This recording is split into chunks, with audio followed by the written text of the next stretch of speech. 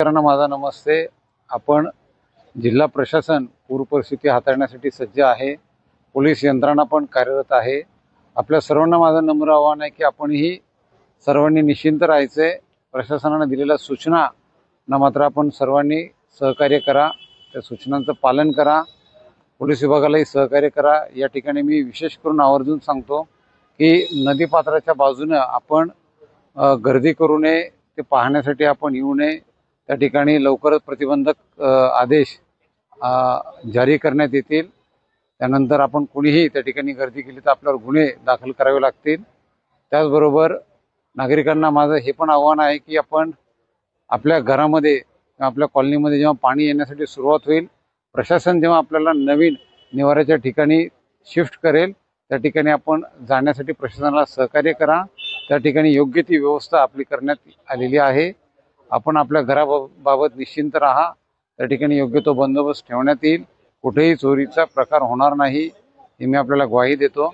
तसंच की जे 2 दिवसाचे पुढचे आहेत ते आपल्या सर्वांसाठी महत्त्वाचे आहेत, कारण की नदी पात्रामध्ये किंवा त्याच्या लाभक क्षेत्रामध्ये पाऊस हा जास्त पडत आहे आणि त्यानंतर हा पाऊस जर असा सतत कोसळत राहिला तर त्यानंतर आपल्याकडे सांगली, मिरज जे लो लाईंग एरिया आहेत त्या ठिकाणी मात्र पाण्याची पातळी ही वाढ होणार आहे। त्यामुळे सर्वांना माझी विनंती आहे की आपण प्रशासनाला सहकार्य करा।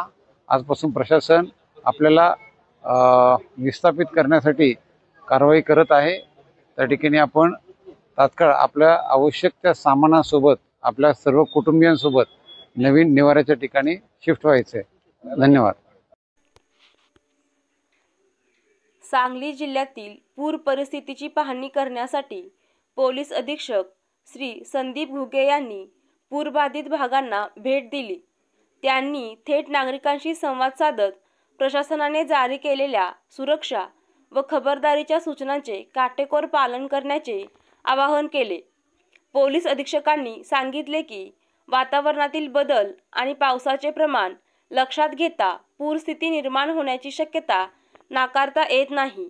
अशा वेळी नागरिकांनी अफवांवर विश्वास न ठेवता केवळ शासन आणि प्रशासनाकडून दिलेल्या सूचनांवर विश्वास ठेवावा।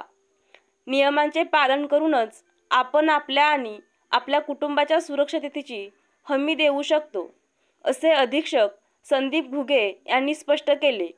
तसेच धोकादायक ठिकाणी जाणे टाळावे, वीज पुरवठा, पाणी व वाहतूक संदर्भातील प्रशासनाच्या सूचना वेळोवेळी ऐकून त्यानुसार वागावे, असे आवाहनही त्यांनी दिले।